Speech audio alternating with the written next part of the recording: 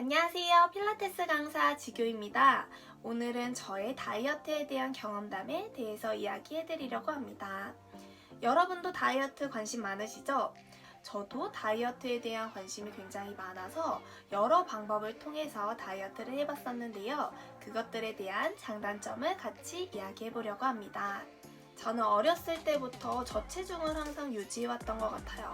몸무게는 45에서 44kg 정도를 꾸준히 유지를 해왔었고, 그때 당시 저는 살이 잘 찌지 않는 체질이야 라고 생각하고 먹는 것도 아무거나 많이 먹고 식습관도 굉장히 불규칙했던 것 같아요. 그런데도 살은 찌지 않았었어요. 하지만 저한테도 다이어트를 해야 되는 순간이 오게 됩니다. 처음으로 다이어트를 해봤던 순간은 연예기획사에 들어가면서 다이어트를 해봤던 것 같아요. 저의 꿈은 어렸을 때부터 아이돌을 꿈꿔왔었고, 기획사에 굉장히 오랜 시간 동안 머물면서 다이어트를 할 수밖에 없는 조건에 들게 되었죠. 회사에서 원하는 몸무게는 제 키에 42kg 정도를 꼭 빼와라 라는 미션을 항상 주셨어요. 근데 저는 몸무게가 그렇게 많이 나가는 편이 아니었기 때문에 쉽게 살을 뺀다는 것 자체가 굉장히 어려웠던 것 같아요.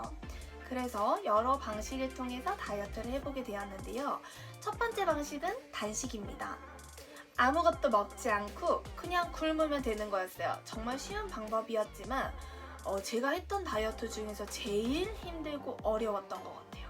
왜냐면 사람이 먹지 않으면 우선 정신적으로 굉장히 고통을 받아요.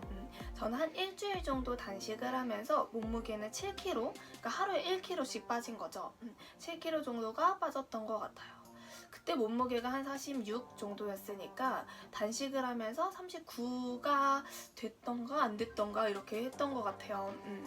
하지만 단식을 하면서 제가 안 좋은 습관들을 얻게 되었는데, 첫 번째가 굉장히 폭식증이 들었어요. 단식이 끝나고 나서 음식이 무조건 있으면 섭취하는 거야.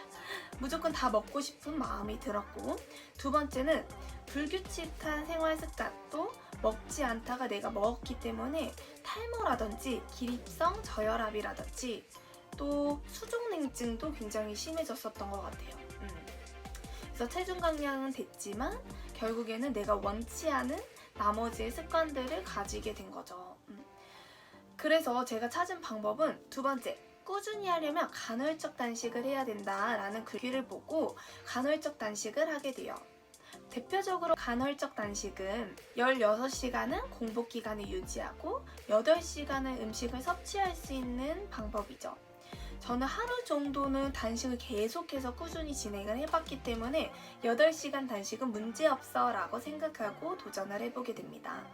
물론 단식 때보다 훨씬 더 편했어요. 음식은 섭취할 수 있기 때문에 굉장히 좋은 다이어트라고 생각을 했어요. 그리고 실제로 간헐적 단식을 꾸준히 한 3개월에서 반년 정도 안 되게 다이어트를 해봤던 것 같아요. 물론 체중 감량도 됐었고요. 순식간에 체중이 감량이 되지는 않지만 꾸준히 체중 감량을 하면서 저의 45kg 정도의 몸무게를 유지할 수 있었던 좋은 방법이었던 것 같아요.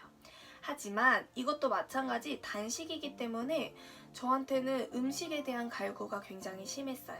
그래서 폭식증도 굉장히 늘었었고요.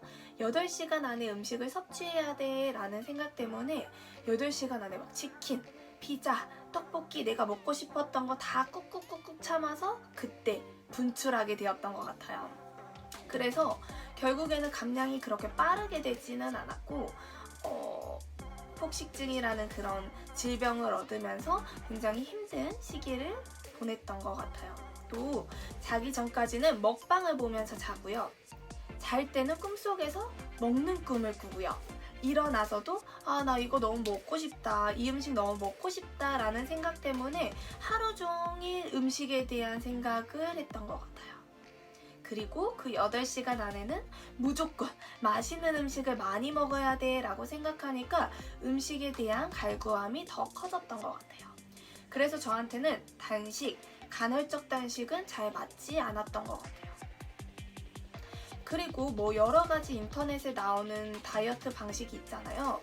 고구마만 먹고 살을 뺀다. 단백질만 섭취하고 살을 뺀다. 또 뭐 덴마크 다이어트, 말로 할 거 없이 정말 많은 다이어트가 있는데 사실 저랑은 잘 맞지 않았어요. 그럼 현명한 다이어트는 어떤 걸까요? 제가 인터넷도 굉장히 많이 찾아보고 그 당시에 유튜브도 굉장히 많이 봤었던 것 같아요. 결국의 답은 다이어트는 호르몬인 것 같아요. 호르몬이라고 하면 굉장히 의아해 하실 수도 있는데 혹시 인슐린이라는 단어를 들어보신 적이 있나요? 저는 당뇨병 환자들은 인슐린 이런 개념만 있었던 것 같은데 우선은 저희가 음식을 섭취하게 되면 그 음식물이 포도당으로 변하게 되고 그 포도당은 인슐린으로 바뀌게 됩니다. 인슐린이라는 거는 지방을 축적시킨다고 생각하시면 훨씬 더 쉽게 이해하실 수 있을 것 같아요. 쉬운 말로는 저희가 냉장고에 음식을 가득 채워넣어요. 그것들이 인슐린이 되는 거고 필요할 때 내가 인슐린을 빼서 사용을 하면 돼요.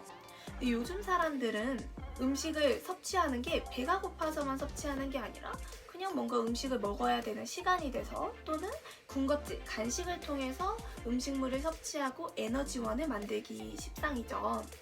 근데 그 에너지원이 크고 커지다 보니까 굉장히 많은 인슐린이 분출되기 시작해요. 그러면 내가 가지고 싶지 않은 인슐린도 분출이 되면서 지방으로 쌓이는 거예요. 인슐린이 분비되지 않으려면 어떻게 해야 되냐? 첫 번째, 고탄수화물을 줄여서 인슐린의 분비를 막는 거예요. 물론 안 좋은 탄수화물들 밥 드시지 마세요. 김밥 안 돼요. 살찌니까 밀가루 안 돼요. 이거는 아니에요. 고탄수화물만 줄이면 인슐린의 분비가 줄어들기 때문에 훨씬 더 다이어트에 대해서 좋은 방법을 찾으실 수 있을 것 같고요. 두 번째는 좋은 단백질을 드셔야 돼요.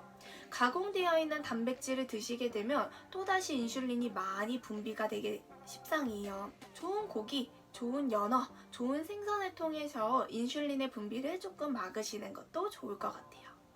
세 번째는 스트레스를 받으시면 안 돼요. 운동을 통해서 또는 좋은 음식을 섭취하면서 내 스트레스를 분출하고 인슐린의 분비를 막아야 된다고 생각합니다. 자, 오늘은 저의 다이어트 경험담 여기까지 진행을 해볼 건데요. 제가 말이 조금 서툴러서 어떻게 영상이 찍혔는지는 잘 모르겠어요. 재밌게 봐주셨으면 감사하고요. 오늘 또 행복한 하루 되세요. 안녕!